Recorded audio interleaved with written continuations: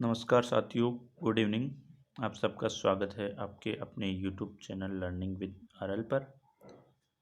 और आज हम इस वीडियो के माध्यम से बात करने वाले हैं जो अभी कुछ देर पहले आंसर की जारी की गई रीट की, वो भी लेवल 2 ओनली। तो लेवल 2 की ही आंसर की क्यों जारी की गई? क्या लेवल 1 में ऑब्जेक्शन वाले प्रश्न नहीं थे?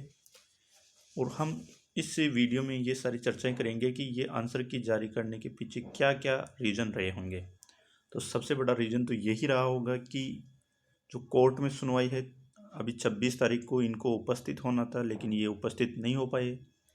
पता नहीं इनके पास जवाब थे या नहीं थे, या जवाब देना नहीं चाहते थे, जो भी होगा। लेकिन अब शायद इन्होंने जो कुछ एक प्रश्नों में लगा होगा कि ये तो वास्तव में चेंज होने वाले ही है, लेकिन पता नहीं क्यों सिर्फ कुछ ही प्रश्नों में लगा। जैसे बहुत कम प्रश्नों में चेंज हुआ है, जबकि संभावित अगर अच्छे से आंसर की जारी की जाती तो कम से कम 2 3 4 प्रश्नों में तो चेंज होना ही होना था, लेकिन नहीं हो पाया ऐसा कुछ। गुणवाचक भाववाचक दोनों में बहुत जो सबसे इम्पोर्टेंट सबसे ज़्यादा ऑब्जेक्शन वाला प्रश्न था, प्रश्नों की व्यापकता में बोनस है, वो फिर से बोनस ही है। तो ऐसे कुछ भी चेंज नहीं हुआ जो होने चाहिए थे। तो इसके मायने यही है कि सरकार एक तरह से जो बोर्ड है वो कोर्ट में जवाब देने के लिए अपना कुछ ढूंढ रही है तरीका। तो अब जब भी सुनवाई होगी तो बोर्ड बोल देगी कि हमने संशोधित आंसर की जारी करके, और हो सकता है इसका रिजल्ट भी आ जाए 1 2 दिन में, क्योंकि आंसर की जारी कर दी तो रिजल्ट भी आ जाएगा। और फिर हो सकता है कि बहुत जल्दी इसके प्रमाण पत्र भी आ जाए। और ये इसलिए संभव है क्योंकि कोर्ट में कोई स्टे है ही नहीं। स्टे के लिए तो कैविएट लगा रखी है, तो स्टे तो कोर्ट ने दिया नहीं है। और जल्दबाजी में ये सारी चीज़ें जल्दी निपटाने के लिए सरकार बोर्ड ऐसा कुछ कर सकती है। लेकिन बोर्ड जब कोर्ट में ये सुनवाई होगी तो कोर्ट में पूरे पूरे चांस है कि जो प्रश्न अभी तक चेंज नहीं किए गए हैं उनमें चेंज होने वाला है।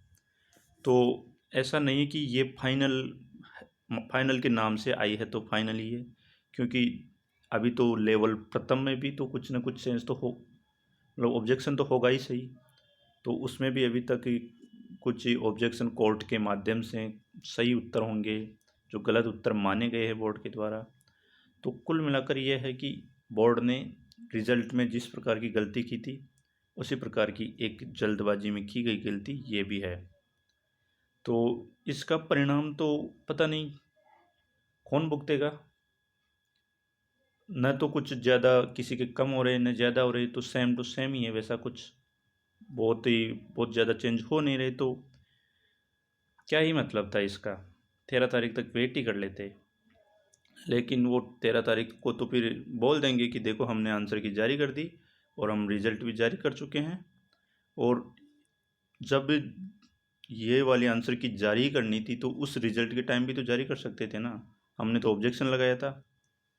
तो कुल मिलाकर पता नहीं सिस्टम कैसा बना रखा, विशेषज्ञ कौन है ऐसे जिनको पुराने अपनी बुक्स के प्रश्नों पर ही डाउट है। तो जो भी होगा अब कोर्ट करेगा। राजस्थान बोर्ड अपना काम कर चुकी है। राजस्थान बोर्ड ने जो फाइनल माना है उन्हीं के आधार पर रिजल्ट जारी करने वाले हैं, जारी कर ही देंगे बहुत जल्द।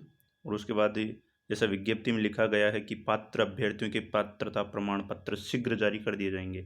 तो सरकार शीघ्रता कर रही है, लेकिन ऐसी शीघ्रता किसी काम की नहीं है जो किसी को पॉइंटों से, मतलब कि सरकार की गलती की वजह से कोई हम जैसे बेरोजगार अगर पॉइंटों से रह जाएंगे तो उनको तो क्या है। तो ऐसी शीघ्रता कोई भी बेरोजगार नहीं चाहता है। अगर शीघ्रता दिखानी है तो परीक्षा अच्छे तरीके से, बिल्कुल पूरी तरीके से टाइम पर करवानी है, और बिना किसी एक तरह से चीटिंग के करवाओ कर दिखाओ, वो उसमें शीघ्रता लाओ। ऐसे जल्दबाजी में क्यों गलत परिणाम जारी कर रहे हो? तो ऐसा ही है कि बस ये तो सरकार है, अपना काम कर रही है, और हमको इसमें इतना ज़्यादा टाइम वेस्ट भी नहीं करना चाहिए। अभी हम सेकंड ग्रेड आने वाली है, फर्स्ट ग्रेड आने वाली है, उस पर ज़्यादा फोकस्ड रहना चाहिए। जो भी चेंज होगा कोर्ट के द्वारा होगा, वो तो होके रहेगा, कोई नहीं रोक सकता।